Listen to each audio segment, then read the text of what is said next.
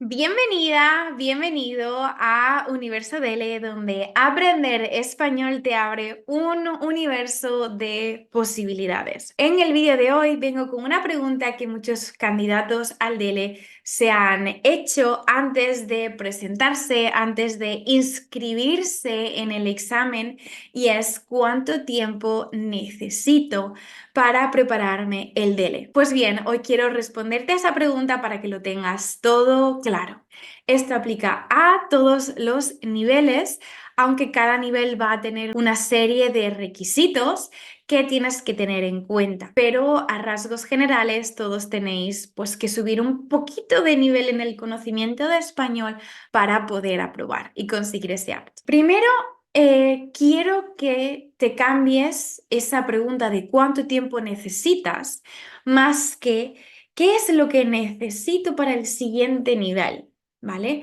Porque el tiempo es relativo a cada estudiante. ¿Por qué? Porque no es lo mismo un estudiante que se dedica solamente a estudiar, que no tiene trabajo, que no tiene familia, que tiene más tiempo, al que tiene un trabajo, luego tiene los hijos y tiene muchas otras cosas y compromisos y obligaciones. Entonces, primero es preguntarte, ¿cuánto tiempo tengo y le puedo dedicar a mi preparación y a mi estudio del español para X nivel? Eso va a determinar si son 6 meses, si es un año, ¿vale? Digo esto porque en términos o normas generales suele ser de 6 meses a un año.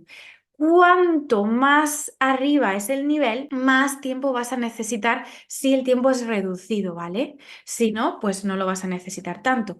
También tienes que tener en cuenta si vives en un contexto hispano donde puedas aplicar automáticamente todo, escuchar conversaciones, leer, ver la televisión o bien tu exposición a la lengua es bastante reducida. Esos dos factores van a tener mucho impacto en el tiempo, así que tenlo en cuenta eso y acepta tus condiciones.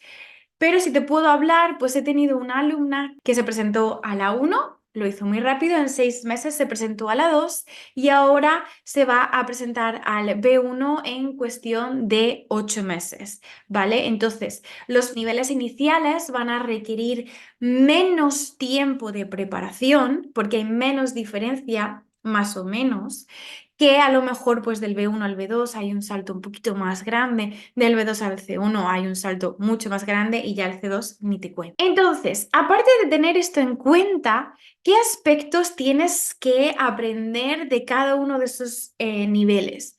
Pues el primero y principal es la gramática. La gramática, la complejidad de las frases no es la misma en una 2, B1, B2, C2, lo que sea, ¿vale? ¿Lo puedes entender? Entonces, ve al plan curricular o cógete un libro de gramática del nivel, de a lo mejor pues de la editorial Difusión, que tiene pues diferentes, que tiene la gramática, tiene el vocabulario, o simplemente vete a libros de gramática pura y dura, que es pues a lo mejor de la editorial SM, que a mí me gusta mucho. Puedes verlo, estudiar, hacer los ejercicios y ponerlo en práctica. No sirve de nada que hagas ejercicios de rellenar sin ponerlos en práctica, de manera oral, de manera escrita o identificarlos en lo que tú escuches o tú leas. Otro de los aspectos clave es la fluidez que se requiere en la prueba oral. Si tú tienes muy desarrollado toda la parte de lectura y de auditiva e incluso escrita, pero la parte de la fluidez oral va muy baja o por detrás de todas las demás habilidades, concéntrate en practicarlo. Tengo un vídeo en mi canal de ejercicios para mejorar la fluidez, te recomiendo que lo veas y lo pongas en práctica. Empieza por un ejercicio y sigue además. Además, si quieres pues clases, puedes buscar clases de conversación que también te pueden ayudar muchísimo para practicar un poquito. Depende del tiempo que tengas, cuanto más hables con tus amigos españoles o con clases de conversación. Ojo, cuidado con solo tener conversaciones con tus amigos de español, sobre todo en niveles intermedios avanzados, porque el tipo de formalidad que se requiere o las estructuras, las palabras, no te la van a dar la mayoría de tus amigos españoles porque ni siquiera ellos hablan en su día a día a ese nivel. Luego también es muy importante el tipo de vocabulario, sobre todo cuanto más específico. En niveles más principiantes, pues vas a tener que conocer el vocabulario específico para las situaciones cotidianas, pedir un café, pedir una cita de médico, etcétera, etcétera, etcétera. Sin embargo, ya para pues niveles intermedios o avanzados vas a tener que usar vocabulario, mostrar que puedes escribir X tipo de texto usando palabras específicas del tema de la salud, del tema del turismo, del ocio, de la inteligencia artificial, de la clonación. Sí, de la clonación. Puede aparecer en niveles C1 y C2. También la estructura de las frases, la estructura de tu discurso, de tus textos escritos o composiciones no es lo mismo. Entonces tienes que aprender a cómo redactar un correo formal, informal, pedir información, quejarte, escribir un artículo, escribir un acta de una reunión.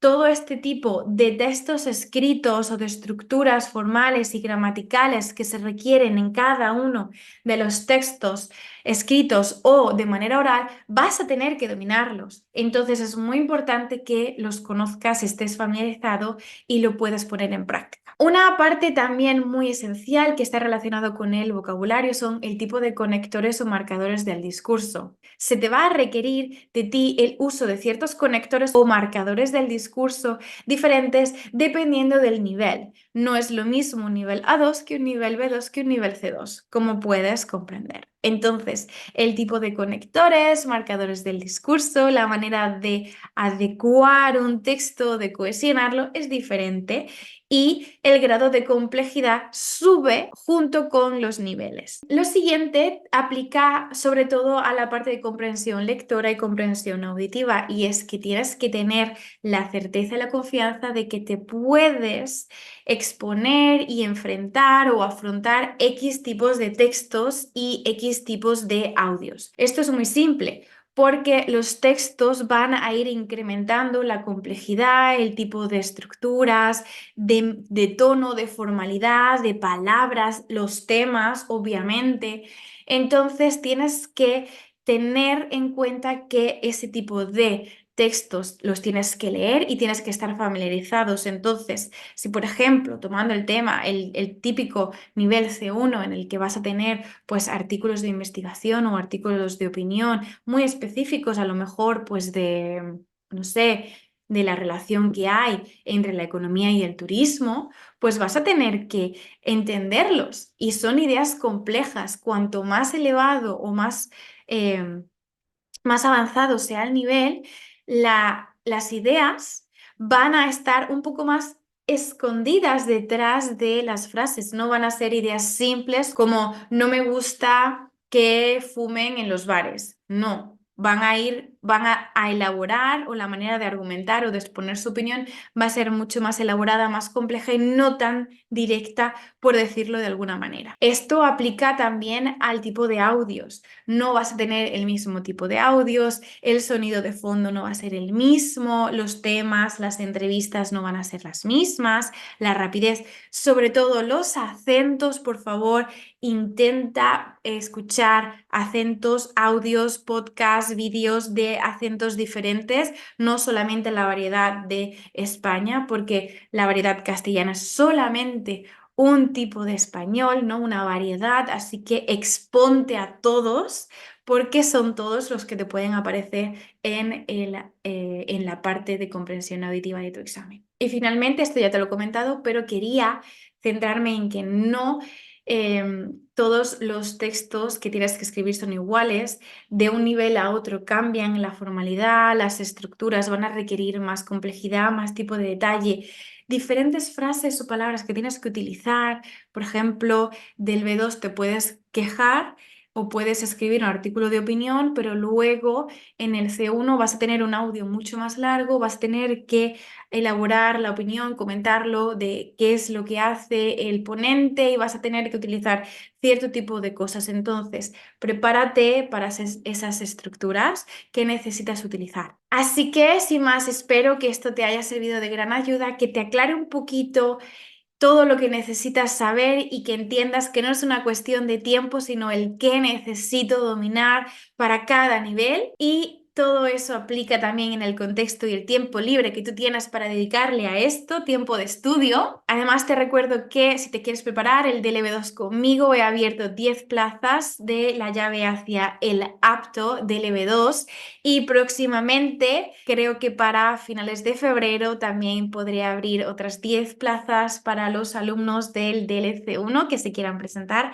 Así que, sin más, os dejo aquí. Así que si quieres reservar una sesión informativa, puedes hacerlo en el enlace que te dejo abajo del vídeo o también me puedes escribir a hola@universodele.com y ahí estaré con este correo que lo tengo yo. Puedes escribirme todas tus dudas y te las contestaré lo antes posible. Sin más, nos vemos en el siguiente vídeo. ¡Adiós!